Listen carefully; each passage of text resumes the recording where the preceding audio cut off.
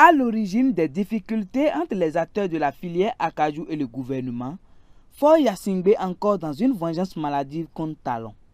Il prépare par la même occasion un mauvais coup contre les commerçants béninois. Si le refus de suivre la position de la CEDEAO contre le putsch au Niger n'aurait pas suffi à justifier la volonté déterminée de Faure Ezioma Gnassingbé d'en découdre à Patrice Talon, de qui il compte arracher une bonne partie de son marché maritime, cette affaire de sournoiserie autour du acajou le démontre à suffisance.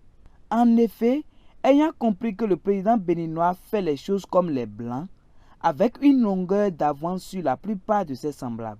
Le cas par exemple de la création de plusieurs usines pour transformer l'acajou au Bénin, pour non seulement travailler la jeunesse de son pays, mais aussi pour développer le label béninois. Le président togolais a, comme à ses habitudes, imaginé une ruse. Sachant que le fonctionnement de ces usines dépend de la disponibilité de la principale matière première, l'acajou, et que sans celle-ci, elles vont toutes fermer d'ici à là, il a mis en branle une stratégie.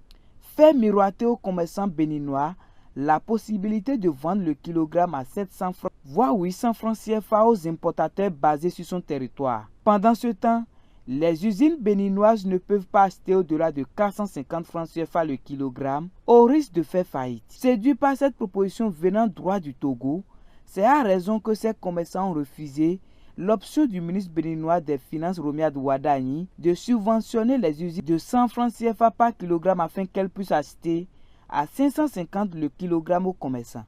Tout le monde sait cependant que ces commerçants avaient acheté les précieuses noix aux producteurs à moins de 350 francs CFA et qu'à 550 le kilogramme, cédés aux usines, ils font toujours leurs bénéfices. Dès lors, il est clairement établi que le projet de la présidence togolaise n'est pas de continuer à acheter le kilogramme à ce prix toutes les fois. Ce montant leur restera juste le temps de priver les usines béninoises de matières premières jusqu'à leur fermeture pour contraindre producteurs et commerçants à se soumettre au diktat de la loi du marché que ces importateurs du Togo auraient imposé, et le tout est joué.